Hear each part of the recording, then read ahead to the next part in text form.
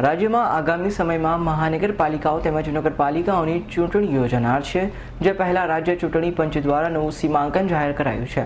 જોકે ભરૂચ જિલ્લામાં થયેલ સીમાંકનમાં ભાજપના નેતાઓએ હસ્તક્ષેપ કરીને પોતાને અનુકૂળ આવે તે મુજબનું સીમાંકન કરાવ્યું હોવાનો આક્ષેપ ભીલિસ્તાન વિકાસ મોરચો, જનતા દળ યુનાઇટેડ તેમજ ગુજરાત ઓબીસી સમર્થન સમિતિ દ્વારા કરાઈ રહ્યો છે।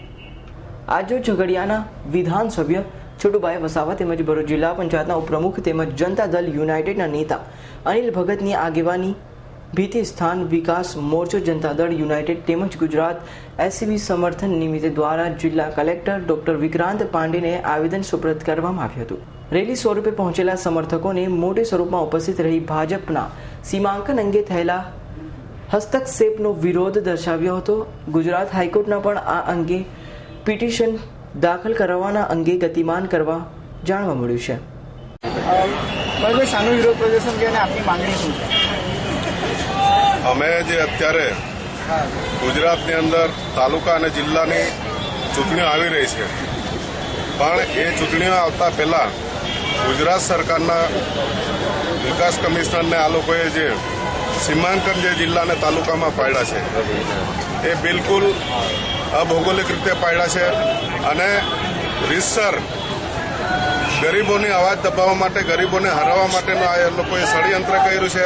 એટલે આવી રીતે અને બીજી વસ્તુ કે આ લોકોએ જે વસ્તી પ્રમાણે આ લોકોએ આપવું જોઈએ। અમે એમ કહીએ છીએ કે ઓબીસીની પણ અહીં ગાડી 54% ગુજરાતની અંદર વસ્તી છે, તો ઓબીસીને પણ વસ્તી પ્રમાણે એની સીટો મળવી જોઈએ, એસસી એસટીને પણ એની વસ્તી પ્રમાણે સીટો મળવી જોઈએ। તો આ લોકોએ બિલકુલ એની અંદર કાળ નાખ્યું છે। તો મિત્રો, સામાન્ય સીટો બનાવીને ખાસ કરીને ટ્રાઇબલ એરિયાની અંદર જ્યાં જે લોકો લડે એવી જગ્યા ઉપર એક ધારી સ્ત્રી સીટો આપી છે। અમે સ્ત્રીઓનો વિરોધ નથી, રોટેશનમાં આપવું જોઈએ, એક સ્ત્રી અને એક પુરુષ, પણ આ તો એક સરખી એક સાઈડે સ્ત્રીઓ આપી છે। એટલે જેથી જ્યાં લડનારા માણસો હતા એવાના આ લોકોએ જાણી જોઈને આખા ગુજરાતની અંદર અને ભરૂચ જિલ્લામાં કાપી નાખ્યા છે। એટલે મિત્રો, આ લોકોની મનસુબા એ છે કે રજૂઆત કરવાવાળો માણસ કોઈ પણ અહીં તાલુકા અને જિલ્લા પંચાયતમાં આવવો નહીં જોઈએ।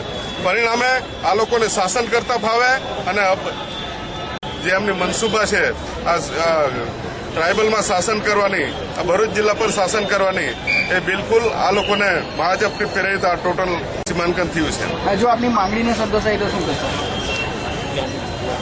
અમે માંગણી નહીં સંતોષાય, પહેલી વાત તો અમારી રજૂઆત હશે, અમે એની માટે કોર્ટમાં જવાના છે 1-2 દિવસે।